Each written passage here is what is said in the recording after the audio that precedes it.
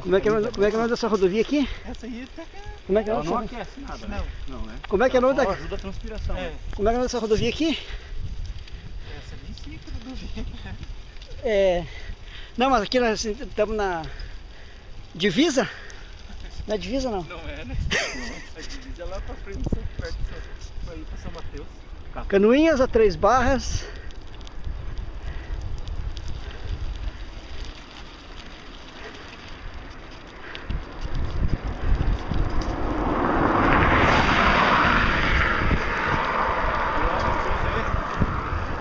Diretamente para Joinville. Muito bem. Estamos agora no trecho entre 3 Barras e a BR-280. Está narrando. Já estamos a 60 minutos pedalando. O ritmo tá bom. O clima é favorável. Frio. Esse é um clima que eu particularmente gosto. Muito melhor do que o verão. Menos sede sinto. E estamos aí. Eu, meu compadre José e nosso amigo Rubens.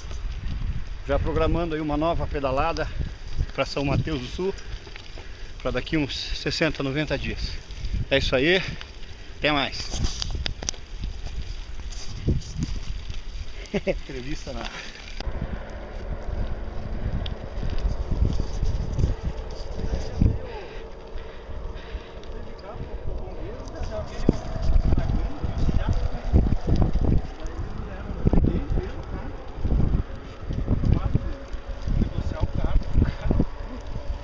Ligaram pra seguradora, né?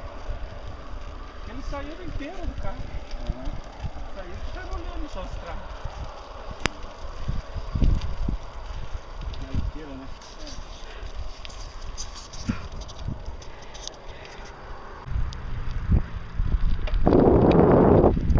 Vou tirar uma foto aqui do trevo.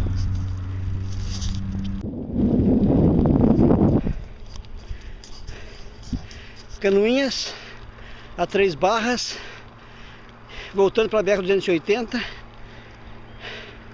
Falta ainda uns 8 km para Canoinhas. Tá frio, mas tá gostoso.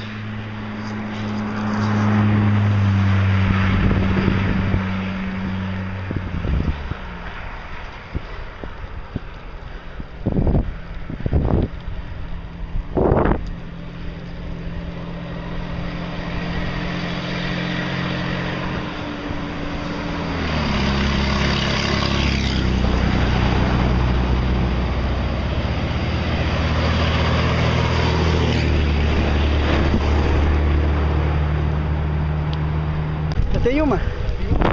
Uma frente junto.